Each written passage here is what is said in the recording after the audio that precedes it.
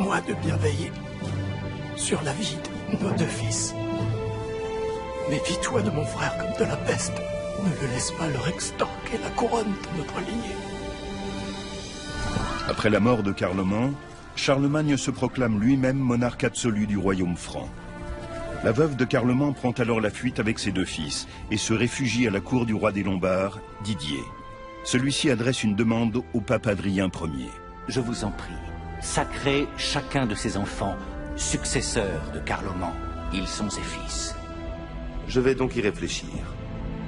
Une telle décision demande du temps.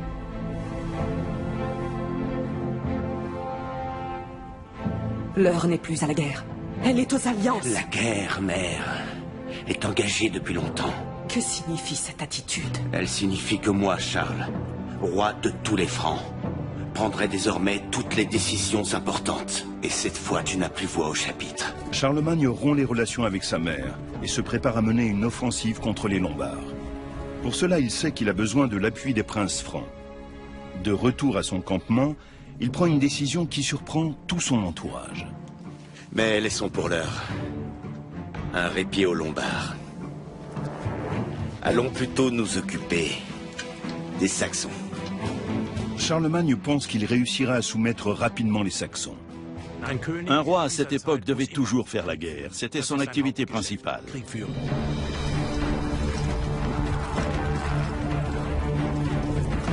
Les redoutables cavaliers de Charlemagne attaquent les Saxons, dévastant leurs terres et mettant leurs villages à feu et à sang. Les combats sont d'une rare violence. Les Francs ne montrent aucune pitié. Contre toute attente, la résistance saxonne s'organise. Charlemagne ne parvient pas à une victoire rapide, contrairement à ce qu'il espérait. Il décide alors de changer de stratégie.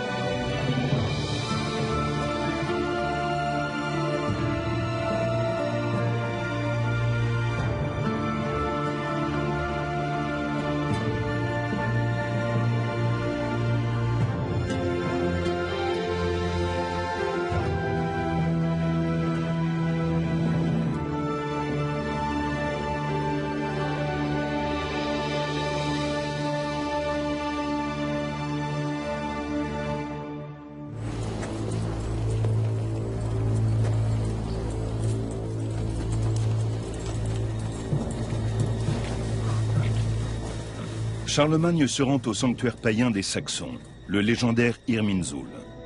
Ce frêne immense est leur arbre sacré. Surnommé l'arbre-monde ou pilier du monde, il symbolise le lien entre la terre et le ciel.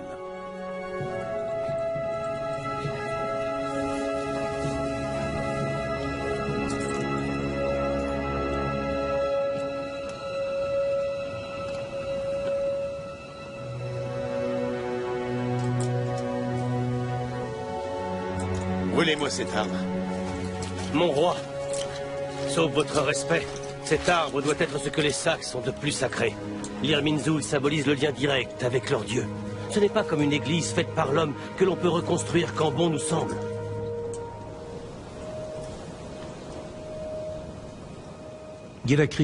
Toutes les guerres doivent avoir une justification.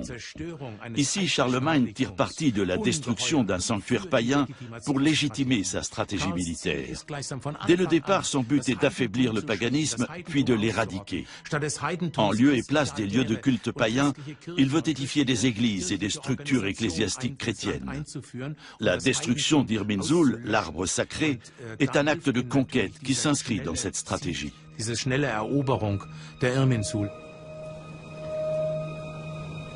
Ce serait une erreur.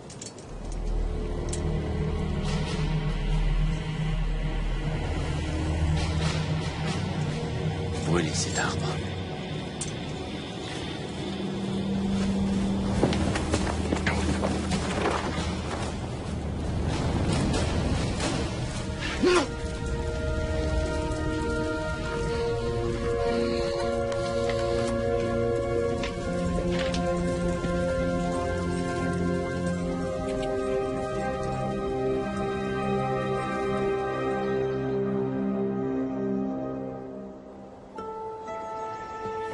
La campagne militaire contre les Saxons permet aussi à Charlemagne d'amasser un butin conséquent destiné à obtenir l'appui des princes et des guerriers francs.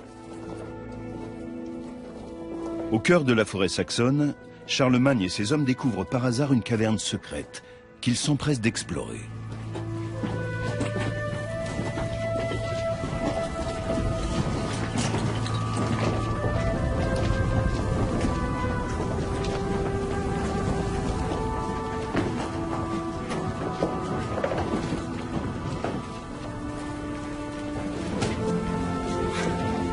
Regardez, mon roi.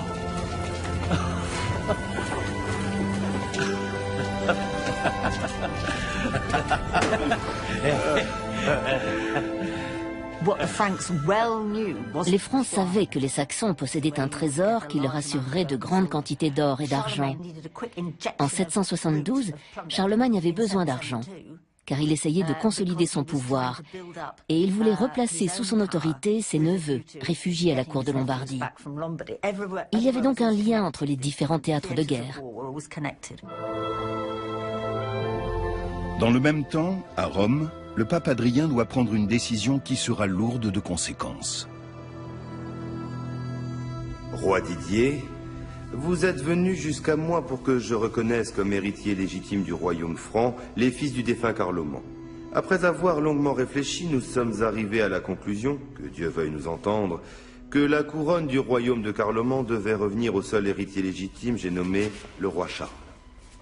Il semblerait qu'en Saxe, il mène fort habilement l'épée de Dieu. Quelles que soient ses victoires, le roi Charles n'en est pas moins un usurpateur, votre sainteté. Êtes-vous sûr de ne pas vouloir reconsidérer votre décision? Cela pourrait représenter un danger pour Rome.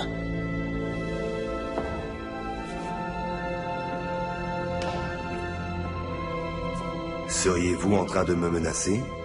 Est-ce là votre intention?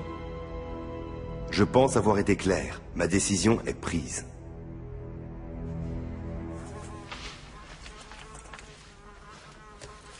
J'ai lu que Didier aurait lancé une attaque contre Rome tant la réponse d'Adrien l'aurait mis en colère. Maître? Maître? Maître? Oui. Le pape Adrien était dans une situation difficile. Il a menacé le roi Didier d'excommunication, mais rien n'y a fait. Il était dans une telle détresse qu'il en vint à demander de l'aide à Charles en personne. Prends note, Johannes. Avant lui, Pépin le Bref, le père de Charles, avait lui aussi lancé une offensive à la demande du chef de l'Église romaine contre les Lombards. En déclarant la guerre, le roi Charles et son père servaient la même cause.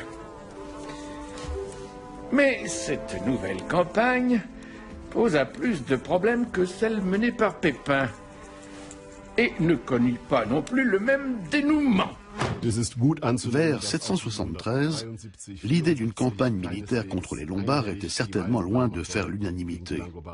D'autant que la veuve de Carloman, la belle-sœur de Charlemagne, était toujours réfugiée en Lombardie avec ses enfants, et qu'elle bénéficiait sans doute encore d'appui au sein de la noblesse franque. Pour lancer une offensive contre les Lombards, il fallait d'abord convaincre les princes francs. Par ailleurs, une telle campagne nécessitait plus de préparation qu'une campagne d'été contre les Saxons, nettement moins risquée.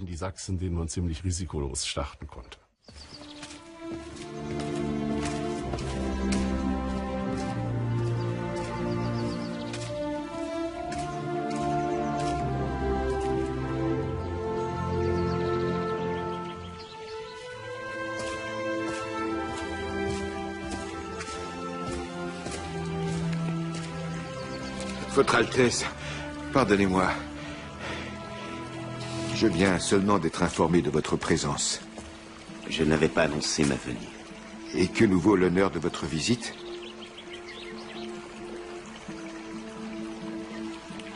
Vous êtes tourmenté. Et vous, vous savez lire dans l'esprit des gens. Eh bien, Nous ne vous avions plus vu depuis la mort de votre père. Aujourd'hui, une nouvelle guerre est sur le point d'éclater et vous voici revenu parmi nous. Ce n'est pas très compliqué de suivre le raisonnement d'un fils. Vous êtes dans une situation particulièrement délicate. Votre père avait lui aussi perdu le soutien de nombreux princes en combattant les Lombards. Il a tout de même réussi à les vaincre. Oui, mais à cette époque, personne chez les Lombards ne voulait lui disputer la couronne. Les fils de votre frère ont encore beaucoup d'amis qui leur sont fidèles. J'ai eu tort. Je n'aurais jamais dû les laisser s'enfuir. Dieu saura récompenser ta clémence, mon fils. Mais je ne peux pas laisser Didier contester ma légitimité. Ce signe de faiblesse pourrait m'être fatal. Oui, vous n'avez pas le choix, il vous faudra agir. Le danger est bien réel. Cependant, vous devrez agir avec circonspection. Utilisez les faiblesses de votre ennemi. Didier ne semble loin d'être stupide, mais il paraîtrait qu'il serait complètement imbu de lui-même. Sa suffisance pourrait vous servir. Envoyez votre armée par-delà les Alpes, ensuite parlementez avec lui. Pardon? Il faut que vous lui donniez l'impression que vous le craignez. Manipulez-le, faites-lui croire que vous voulez à tout prix éviter de perdre vos hommes. Il finira par faire un faux pas, croyez-moi. Il est sage de savoir paraître faible aux yeux de ses ennemis. Que dois-je faire de ces princes qui refusent de me soutenir? Eh bien, vous n'avez qu'à vous lancer dans une campagne où le sang lombard ne devrait pas couler. Pour ce genre d'affrontement, les princes se porteront volontaires. Une fois que vos troupes se seront mises en route, et que Didier aura, comme je peux l'imaginer, refusé votre offre de paix, tout sera alors envisageable. Vous auriez dû devenir commandant. Prêtre ou commandant, les deux envoient les hommes à la mort. Ce ne sont que les combats où on les envoie qui varient quelque peu.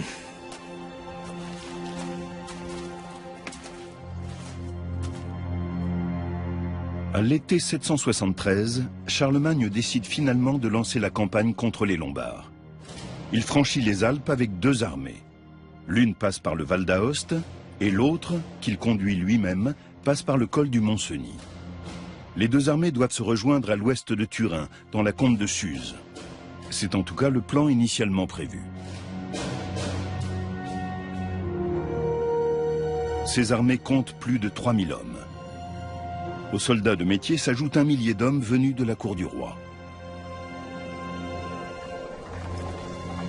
À l'époque, les moyens de transport se limitent à des carrioles rudimentaires que l'on réserve aux femmes et aux enfants. Pour les proches du roi, le voyage n'est pas de tout repos. Charlemagne tient à ce que sa deuxième épouse, Hildegarde, l'accompagne avec sa suite pour la campagne d'Italie. La traversée des Alpes est éprouvante, d'autant que la reine va bientôt accoucher de son deuxième enfant. Hildegard n'avait pas une vie facile aux côtés de Charlemagne. Il tenait à ce qu'elle l'accompagne dans la plupart de ses déplacements et de ses campagnes militaires. Elle était donc du voyage pour la campagne contre les Lombards, en direction de Pavie. Et elle a franchi les Alpes en plein hiver, alors qu'elle était enceinte et qu'elle devait s'occuper de son fils aîné et de son beau-fils, Pépin.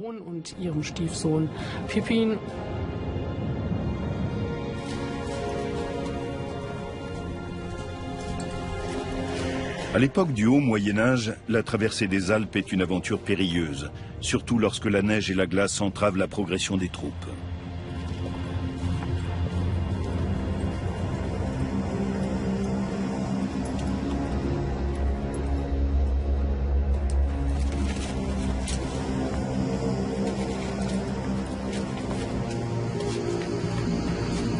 D'après la légende, une tempête s'abat brutalement sur les troupes franques.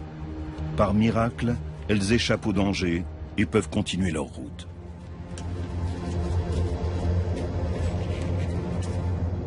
On dit aussi qu'à la suite de cet épisode, Charlemagne fait bâtir une petite église à l'endroit où il a frôlé la mort pour remercier Dieu de l'avoir sauvé.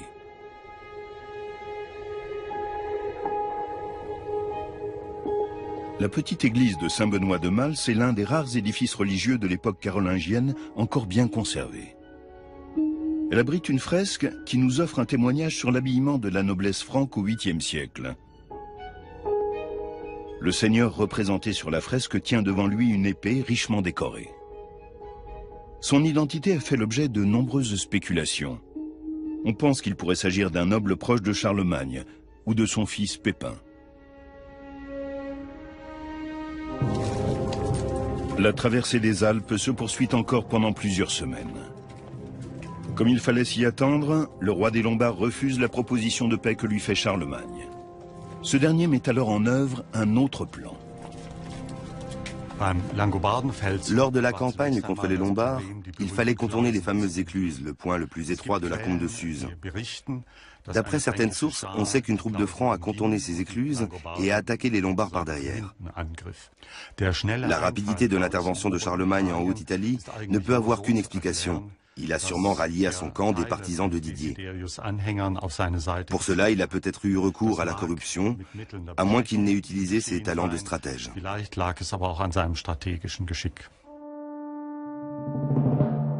Les Lombards veulent assaillir les Francs par surprise dans la combe de Suse.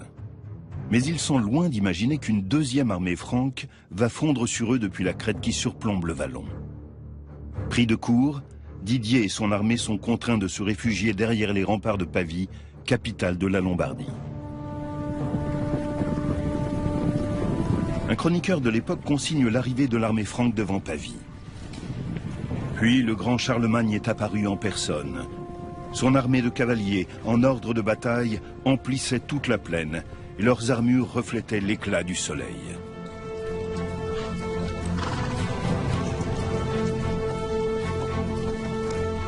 Cependant, les Lombards refusent de se rendre. Charlemagne décide alors d'assiéger Pavie. C'est un choix périlleux dont l'issue est incertaine, surtout aux portes de l'hiver. Il avait sans doute projeté d'assiéger Pavie d'entrée de jeu. Sinon, cette opération n'aurait pas été possible. Le siège a duré très longtemps, de septembre 773 à juin 774, c'est-à-dire 9 mois dans la période hivernale. Cela a demandé une préparation logistique et technique importante.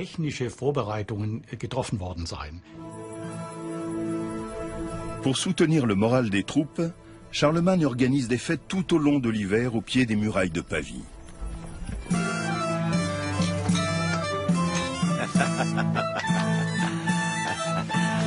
Viens par là.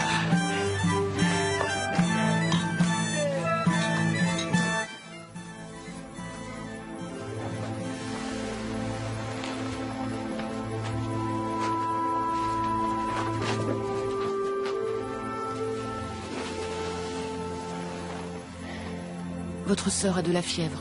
Quand l'enfant doit-il naître? Je l'ignore. Dieu seul décide du moment où un enfant vient au monde.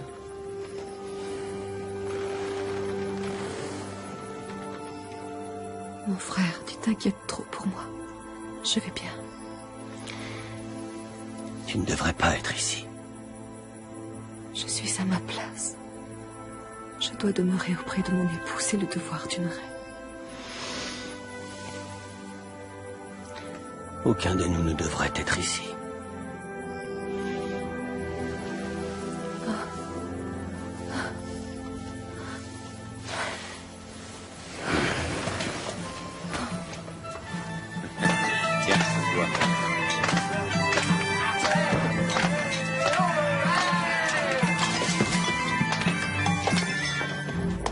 Mon cher beau-frère, qu'y a-t-il? Pourquoi interromps-tu notre fête? Mon roi, combattre pour la gloire du pape et de l'Église ne vous donne pas pour autant le droit de vous adonner au péché.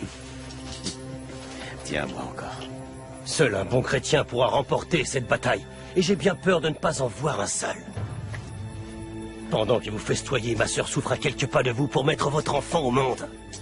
Attention, mesure tes paroles. Allons, ne joue pas les troubles fêtes. Serre-toi une coupe et bois avec nous.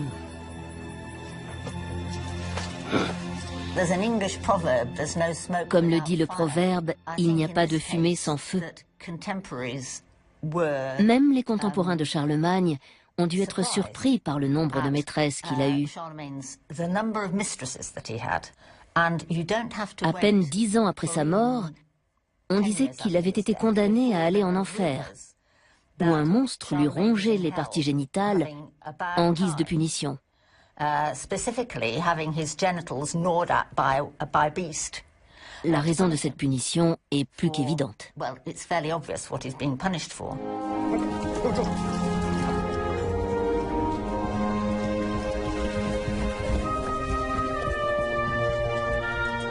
Le siège de Pavie traîne en longueur, sans donner les résultats escomptés. Charlemagne décide alors de se rendre à Rome pour solliciter une audience auprès du souverain pontife. C'est la première fois qu'il voit la ville éternelle.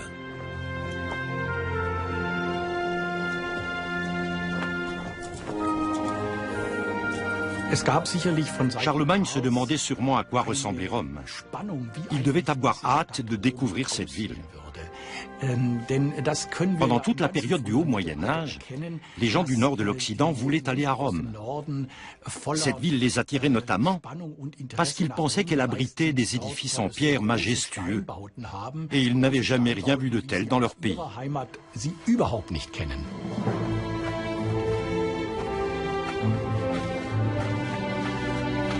On rapporte que la visite de Charlemagne suscite la surprise du pape Adrien, car le roi des Francs fait preuve d'une grande humilité lorsqu'il se présente devant lui.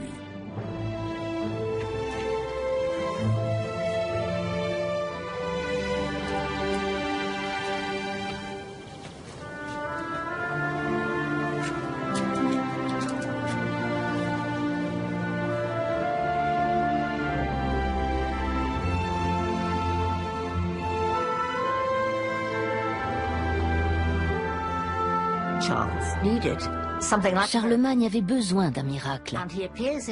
Quand il est arrivé à Rome devant le pape, il a gravi lentement les marches de l'ancienne basilique Saint-Pierre en les embrassant une à une. Puis il a fait le baise-main au souverain pontife et ils sont entrés dans la basilique main dans la main. Ça a dû être une expérience mémorable pour le roi. Lorsqu'il est entré dans le lieu saint contenant la sépulture de Saint-Pierre, il a ressenti une force spirituelle émanant du tombeau. Et ça l'a marqué à jamais.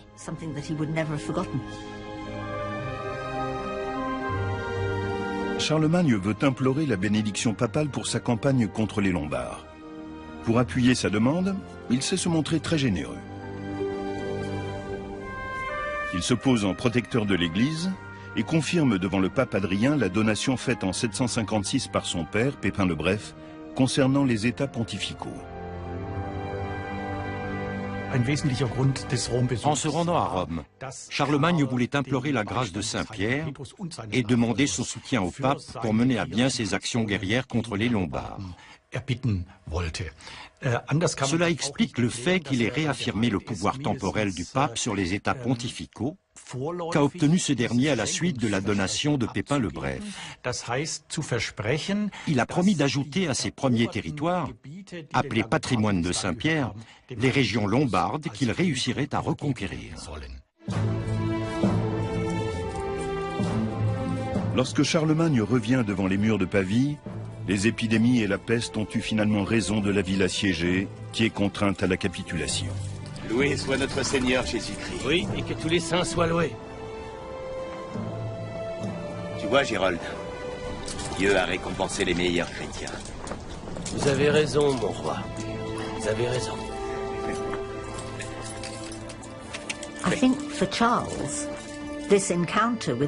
Pour Charlemagne, cette rencontre avec Saint-Pierre était le miracle qui lui avait permis de remporter la guerre.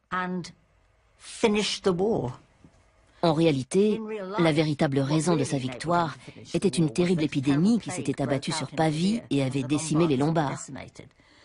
Mais dans son esprit, Charlemagne avait formé une alliance avec Saint-Pierre. Il protégeait les terres du saint apôtre, tandis que celui-ci le gardait sous sa protection. Dès lors, toutes les victoires de Charlemagne ont semblé justifier cette croyance. Charles n'eut de repos que lorsque Didier, au vu de ses troupes affaiblies par le long siège, accepta de capituler sans condition. Et le roi Didier alors, qu'est-il advenu de lui? Ne sois pas si impatient, Johannes. Continue à écrire. La campagne contre les Lombards se concluait donc par la soumission des Italiens, par le bannissement à vie de son ennemi le roi Didier, par l'expulsion de son fils Adalgis hors d'Italie, et par la restitution de tous les biens dérobés par les différents rois lombards à Adrien, le pape chef de l'Église romaine.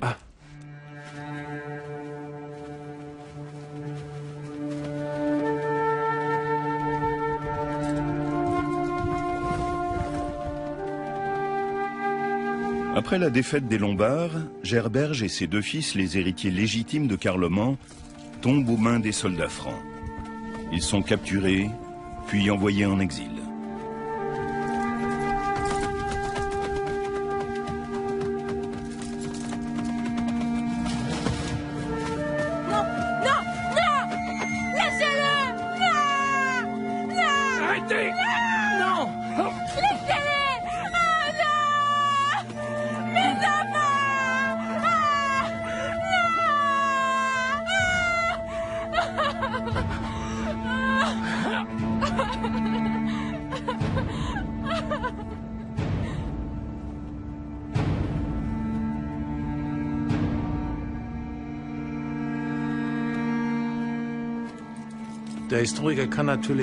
Les historiens ont cherché à savoir ce qu'il était advenu de ces deux petits garçons, les neveux de Charlemagne. On a complètement perdu leurs traces. On peut donc penser que le roi des Francs a souhaité leur mort et l'a encouragé. Il n'existe aucune preuve à l'appui de cette hypothèse. Les Carolingiens n'ont pas été plus sanguinaires que les Mérovingiens à l'égard de leurs adversaires, mais il ne faut pas exclure pour autant cette hypothèse.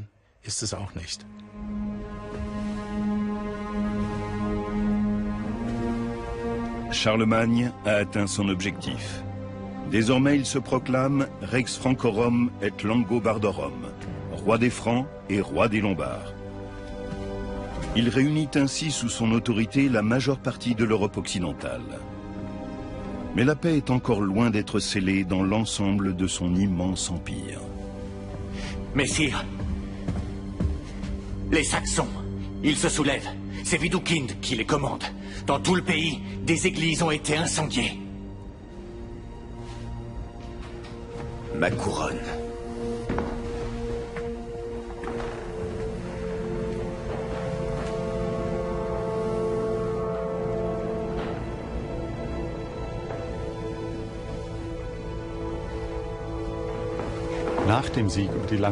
Après sa victoire sur les Lombards, Charlemagne s'est à nouveau employé à soumettre les Saxons.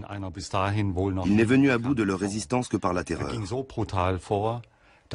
La violence déployée a été sans précédent, au point que les anglo-saxons pensaient que Charlemagne avait perdu la raison. Cela montre qu'il a peut-être eu plus de mal à digérer sa défaite que ne le laissent penser les écrits du chroniqueur Eginhard.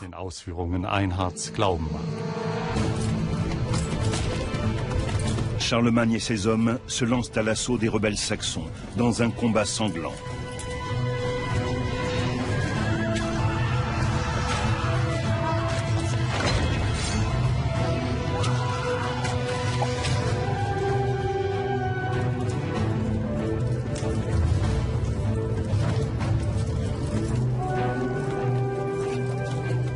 Les résistants saxons et leur chef Widukind n'ont aucune chance face à l'armée franque, supérieure en nombre et en force.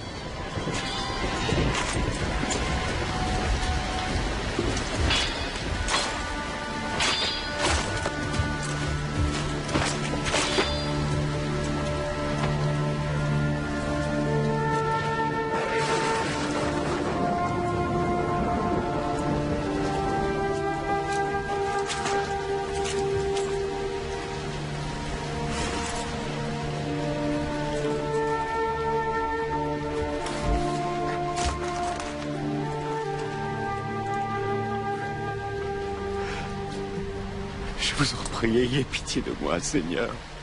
Je vous en supplie, pardonnez mes péchés. Lavez mon âme.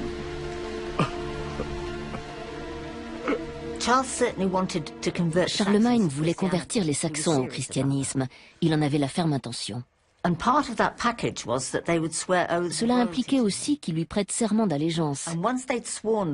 Une fois qu'il lui avait juré fidélité, s'ils se rebellaient à nouveau, ils étaient considérés comme parjures et traîtres. C'est ainsi que le roi justifiait toute forme de représailles. Cela a donné lieu aux pires horreurs. Mais dans l'esprit de Charlemagne et de ses contemporains, briser un serment d'allégeance au roi était un acte inadmissible.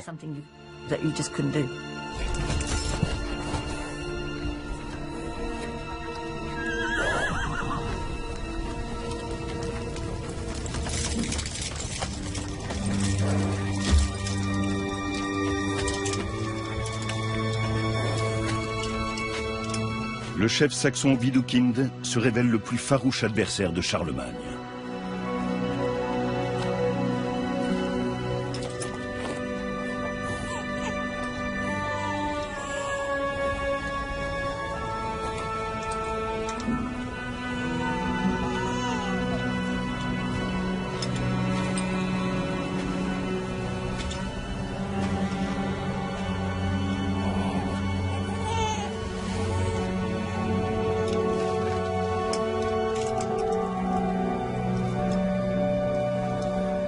Par tous les dieux, je jure, moi, Widukind, qu'ils seront vengés.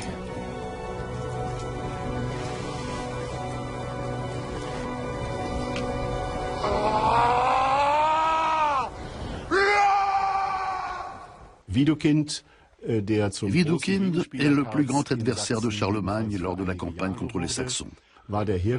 Né dans une famille noble de Westphalie, il est à partir de 778 le chef de file de la résistance saxonne face aux Francs. Il a pris une certaine distance avec les aristocrates de son rang qui composaient relativement bien avec Charlemagne et il est devenu le chef des Saxons de condition moyenne et inférieure qui le soutenaient pleinement. S'il avait vaincu les Francs, il aurait pu fonder un royaume saxon.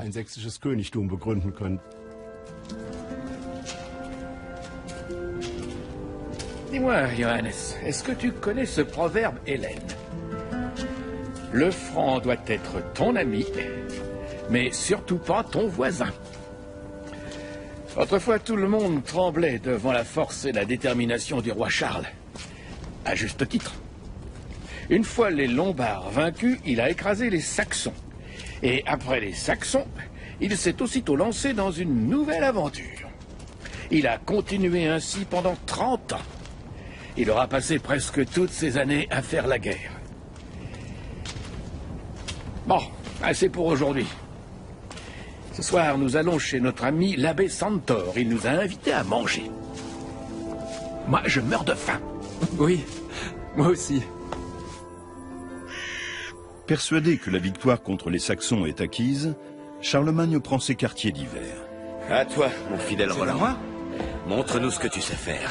Tu es mon meilleur chevalier et mon porte-bonheur. Hein? Monseigneur, tout le monde sait qu'on ne peut vous vaincre. J'implore votre clémence.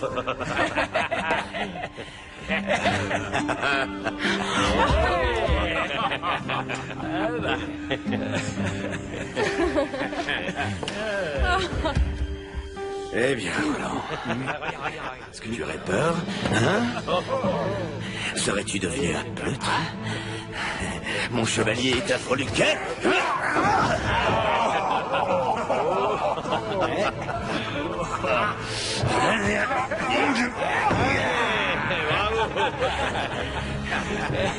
Eh bien, mon roi.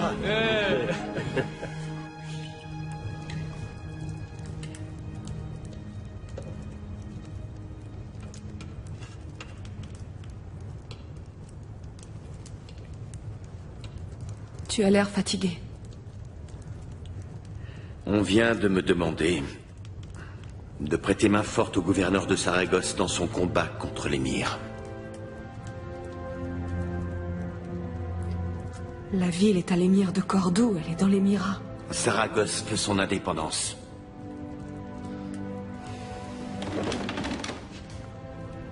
Le gouverneur m'ouvrira les portes de la cité. Et c'est moi qui cueillerai les fruits de cette victoire. Charles, tes sujets, tes soldats et même tes princes sont fatigués. Ils n'en peuvent plus de tous ces combats.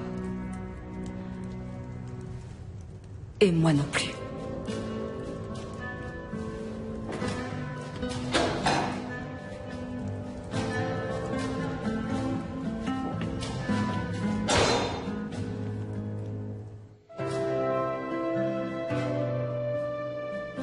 Environ 1700 km séparent les villes de Paderborn et de Saragosse.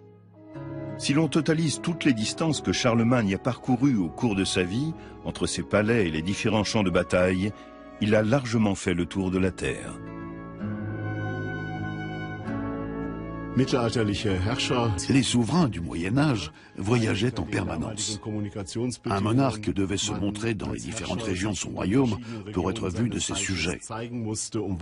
C'est ce que Charlemagne a fait dans la première moitié de son règne. En ce qui le concerne, des considérations militaires entrent également en jeu.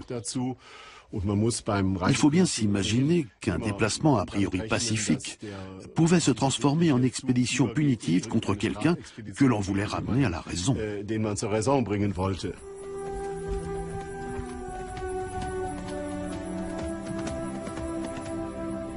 Je n'en peux plus, je suis à bout de force. Mais c'est pour toi que je m'inquiète. Tu as changé, Charles. Je sais très bien que l'homme que j'ai épousé ne craignait pas d'avoir à se battre. Mais il n'avait pas soif de sang et ne se serait jamais lancé dans une guerre aussi hasardeuse. Ma chère Hildegarde, je n'ai pas d'autre choix. Et je me bats pour la gloire de Dieu. Je t'en supplie, Charles. Il est encore temps, rentrons.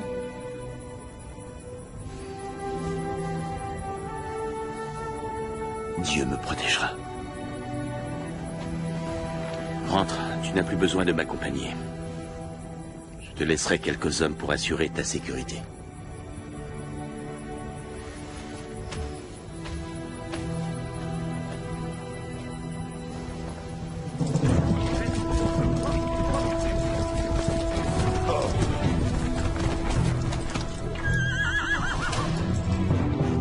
Lorsque le roi atteint enfin Saragosse, la donne a changé du tout au tout. Le gouverneur qui lui a demandé son aide pour lutter contre l'émir de Cordoue a été dépossédé de son pouvoir. À l'arrivée des Francs, les portes de la ville restent closes.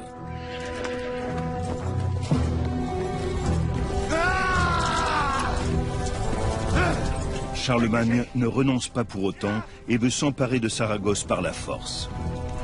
Pendant des mois, il va assiéger la ville. Mais en vain. C'est sa première grande défaite. C'est vrai. Les soldats sont faibles. Voilà des semaines que nous manquons d'eau et de nourriture. Bon nombre d'entre eux sont malades. On risque une rébellion si on n'agit pas. Chevalier Roland, comment osez-vous parler de rébellion devant moi?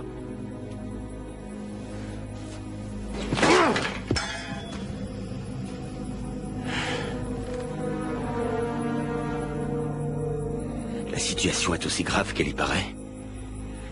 Nos réserves de nourriture sont épuisées, et il n'y a plus du tout de gibier dans la région. D'ailleurs, même vos princes pensent que ce n'est plus possible.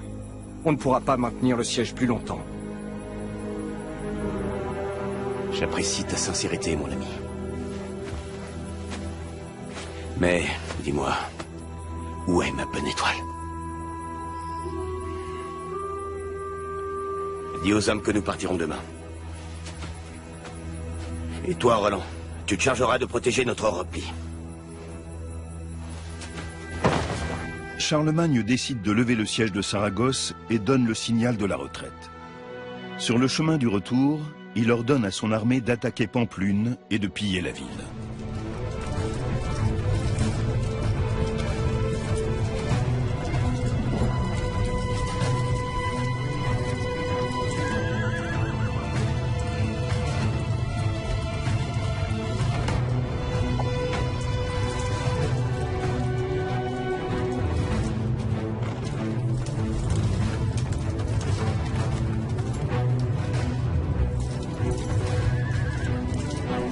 Cet assaut sanglant contre les Vascons de Pampelune donne lieu inévitablement à des représailles de leur part.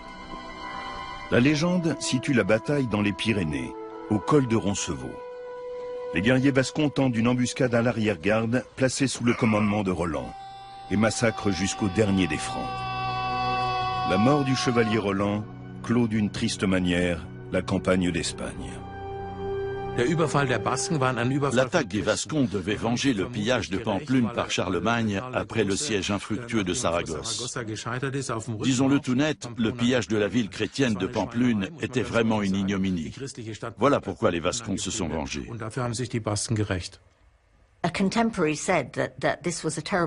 À l'époque, on a dit que ce terrible revers avait assombri l'âme de Charlemagne et qu'il ne s'en remettrait jamais.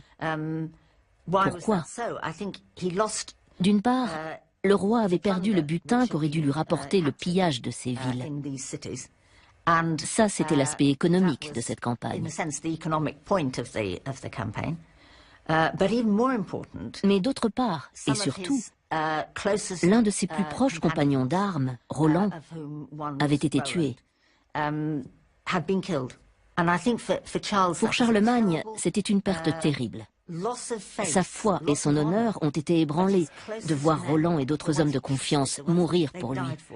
La campagne d'Espagne, cela restera entre nous, a été une débâcle.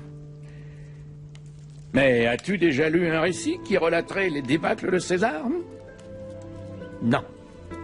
Alors je ne relaterai pas les siennes. Parce que personne n'est infaillible, Johannes. Pas même Charles, qui était pourtant un roi pieux et éminemment respecté. Mon travail consiste à léguer à la postérité une image exemplaire de sa vie. Je vais donc écrire ceci. Charles et son armée ont traversé les Pyrénées. En chemin, il a assiégé les villages et les châteaux qu'il a croisés et s'en est rendu maître. Puis il a fait demi-tour, il n'avait encore subi aucune perte. Mais en partant des Pyrénées, il a tout de même essuyé l'assaut d'une troupe de rebelles vascons. Einhard hat in seiner Dans sa biographie de Charlemagne, le chroniqueur Eginhard avait sûrement l'intention de rapporter fidèlement les événements. Tous les points de son récit sont conformes à la réalité que nous connaissons dans l'état actuel des recherches historiques. Trivialement, on peut dire qu'il n'a pas menti. Mais comme tous les chroniqueurs, il a relaté les événements à sa façon. Il a tendance à montrer Charlemagne sous un jour favorable, ce qui est compréhensible. Il a de l'admiration pour le roi des Francs, ce qui lui donne forcément un regard subjectif. Mais il ne fait pas d'entorse à la réalité historique.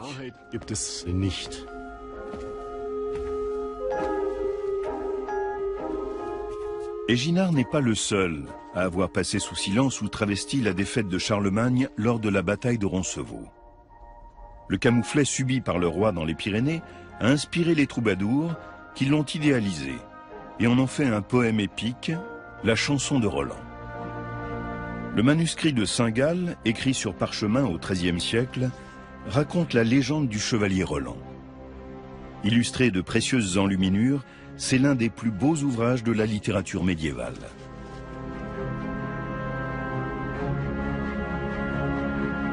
D'après la légende, le comte Roland, blessé à mort, sonne du cor pour appeler Charlemagne à son secours. Mais celui-ci arrive trop tard et il ne peut que constater la mort de son compagnon d'armes.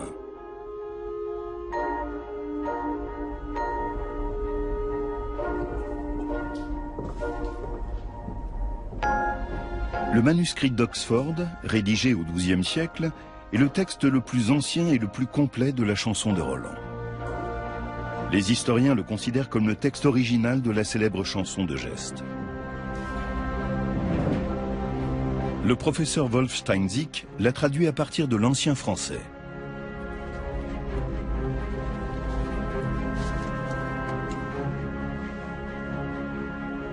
Dans la chanson de Roland, Charlemagne n'apparaît pas du tout comme un héros auréolé de gloire. Le manuscrit le présente comme un souverain âgé, entouré de princes jeunes et dynamiques, qui se retrouvent tout le temps dans des situations inextricables. Il s'arrache les cheveux, se met à pleurer, bref, il est désespéré. Puis il s'adresse directement à Dieu et reçoit l'aide du ciel. La chanson de Roland s'achève sur ces mots « Comme ma vie est pénible ». Charlemagne n'a donc rien d'un héros glorieux. À part ça, l'ensemble du texte décrit une épopée héroïque mettant en scène la victoire du christianisme sur le paganisme et celle du fidèle vassal sur le traître.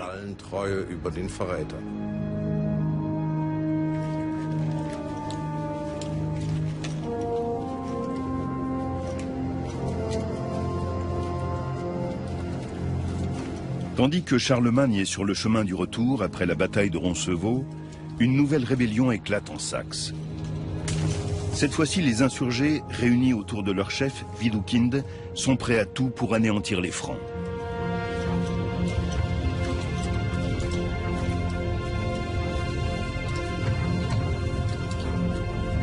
Widukind devient le cauchemar de Charlemagne.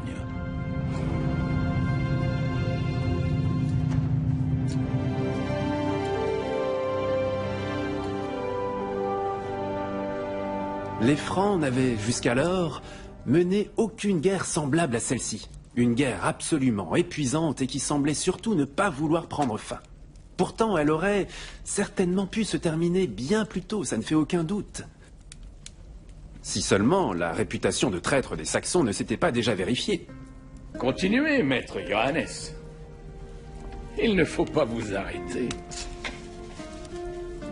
Il est difficile d'imaginer combien de fois les Saxons ont été vaincus, combien de fois ils ont fait serment d'allégeance au roi, combien de fois ils ont promis de ne plus adorer les dieux païens et de se convertir au christianisme. Pourtant, les Saxons se sont toujours empressés de désobéir et de briser leur serment. Nous en étions restés là. Bien, dans ce cas, reprenons.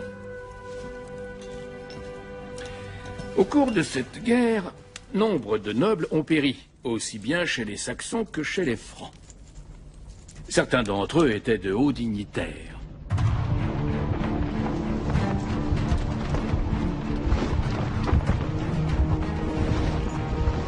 Seront condamnés à mort tous ceux qui s'adonneront aux pratiques païennes. Toute personne qui offrira le corps d'un défunt aux flammes sera reconnue coupable.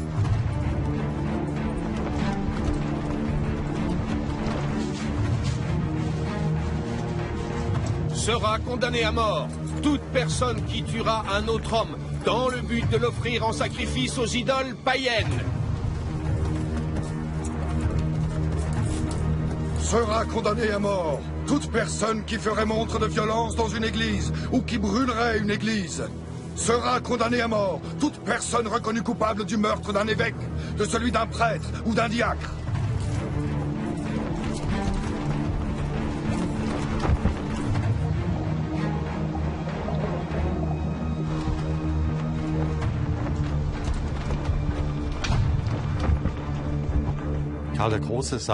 Après avoir subi une défaite contre les Saxons en 782, Charlemagne s'est trouvé confronté à un problème majeur. Beaucoup de soldats francs avaient été tués pendant cette bataille, et il lui fallait légitimer la poursuite de la guerre. Il a alors pris des mesures de représailles draconiennes et a fait exécuter un grand nombre de prisonniers saxons. On parle de 4500 victimes. Allez! À Verden, Charlemagne impose aux insurgés de choisir entre la conversion au christianisme et la mort. Comme ils refusent d'abjurer le paganisme, il les fait décapiter et jeter dans le fleuve. On peut mettre en doute le fait qu'il y ait eu 4500 victimes, comme l'indiquent les annales du royaume des Francs. C'est un chiffre vraiment très élevé, et il faut se montrer prudent, car on a souvent constaté que les sources médiévales rapportant des événements militaires font état de chiffres exagérés.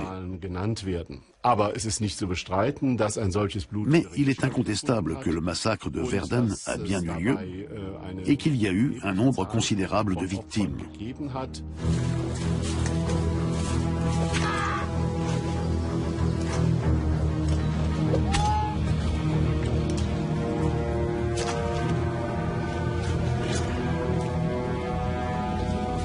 Tu ne veux pas mourir? Alors dis-moi où est ton chef? Dis-moi où est Widukind? Ah, ton épée!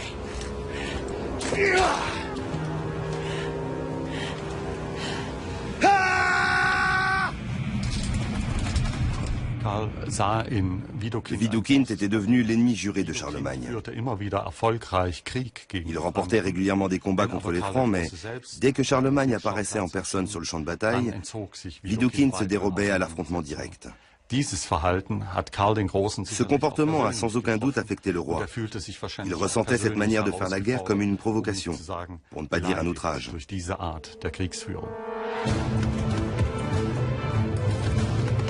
Pour l'heure, le roi des Francs n'a toujours pas trouvé le moyen de briser définitivement la résistance acharnée des Saxons.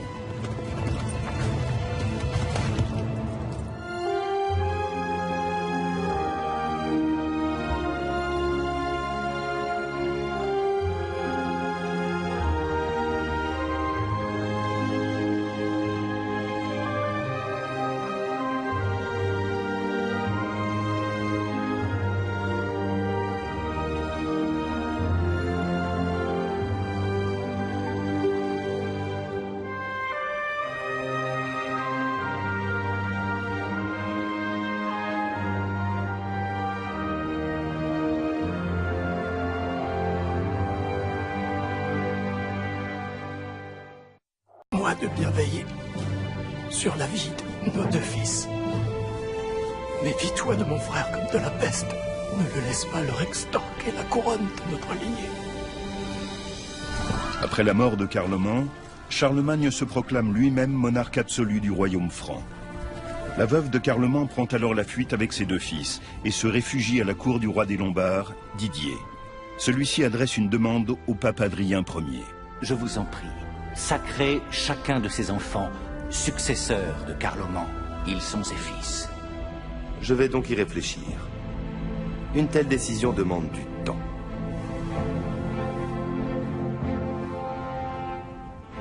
L'heure n'est plus à la guerre. Elle est aux alliances. La guerre, mère, est engagée depuis longtemps. Que signifie cette attitude? Elle signifie que moi, Charles, roi de tous les Francs, prendrai désormais toutes les décisions importantes. Et cette fois, tu n'as plus voix au chapitre. Charlemagne rompt les relations avec sa mère et se prépare à mener une offensive contre les Lombards.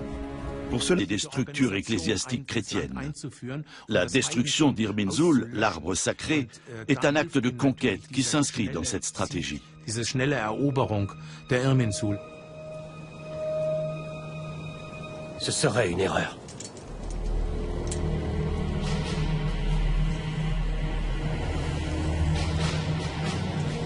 Brûlez cet arbre.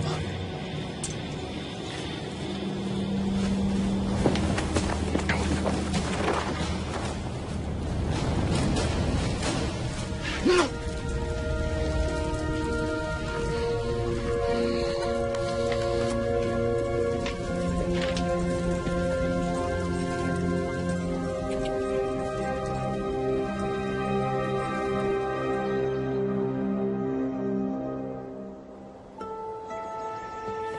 La campagne militaire contre les Saxons permet aussi à Charlemagne d'amasser un butin conséquent destiné à obtenir l'appui des princes et des guerriers francs. Au cœur de la forêt sacrée, ce frêne immense est leur arbre sacré. Surnommé l'arbre-monde ou pilier du monde, il symbolise le lien entre la terre et le ciel.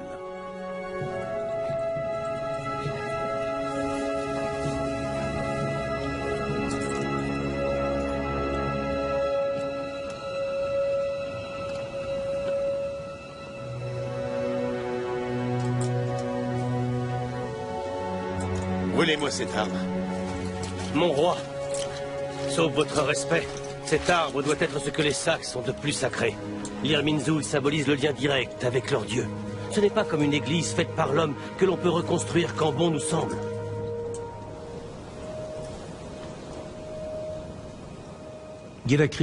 Toutes les guerres doivent avoir une justification. Ici, Charlemagne tire parti de la destruction d'un sanctuaire païen pour légitimer sa stratégie militaire. Dès le départ, son but est d'affaiblir le paganisme, puis de l'éradiquer. En lieu et place des lieux de culte païens, il veut édifier des églises.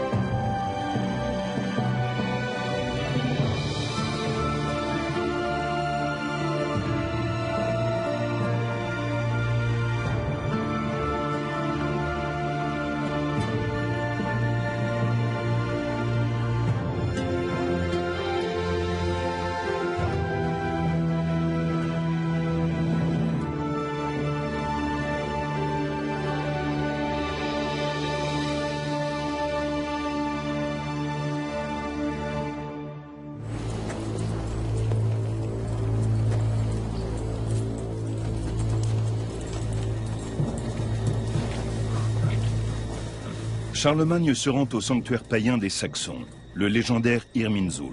Là, il sait qu'il a besoin de l'appui des princes francs. De retour à son campement, il prend une décision qui surprend tout son entourage. Mais laissons pour l'heure un répit aux Lombards. Allons plutôt nous occuper des Saxons. Charlemagne pense qu'il réussira à soumettre rapidement les Saxons. Un roi à cette époque devait toujours faire la guerre. C'était son activité principale.